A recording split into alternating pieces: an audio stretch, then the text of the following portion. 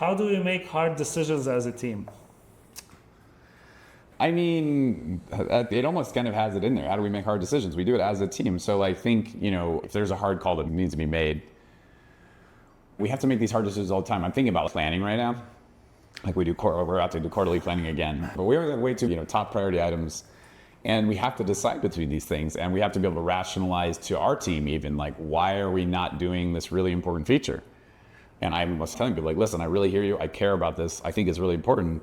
But here's now the rationale of why we're not going to do it for another few months. No. And I think the way that we make those hard decisions is we kind of come together and we obviously all have our own gut take of things from the experience. So I think the experience helps know what's the likelihood. And so even though we're kind of a small startup, we have a good sense from our background of like, okay, this is fairly rare. This isn't going to come up much. We can build a wood quality version as opposed to a platinum or gold, And so I think we kind of take a combination of the experience to know how often something is going to be. And then we kind of evaluate, the business impact.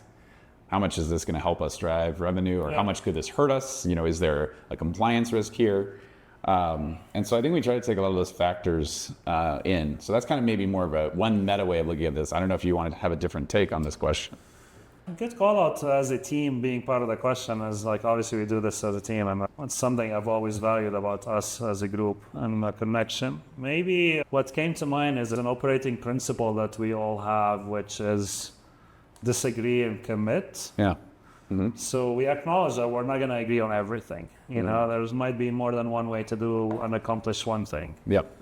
And we don't need to just hash it out until there's consensus. The point in time, like, design by consensus leads to terrible designs. If there's a strong conviction from someone leading the conversation, we voice our input to like, here's some concerns or things to watch out of, and I disagree with this approach, I would have done it this way, but I'm committed to happen. And then we move to that second phase of kind of executing it. Yeah, I think that, I kind of think the follow-up of that is not like blaming or I told you sewing the person later. No. It's like, all right, we did this as a team. We acknowledge something could go wrong, and here's some things that, right. But if that person ended up falling flat on their face, it's still okay. We just pick them up. All right.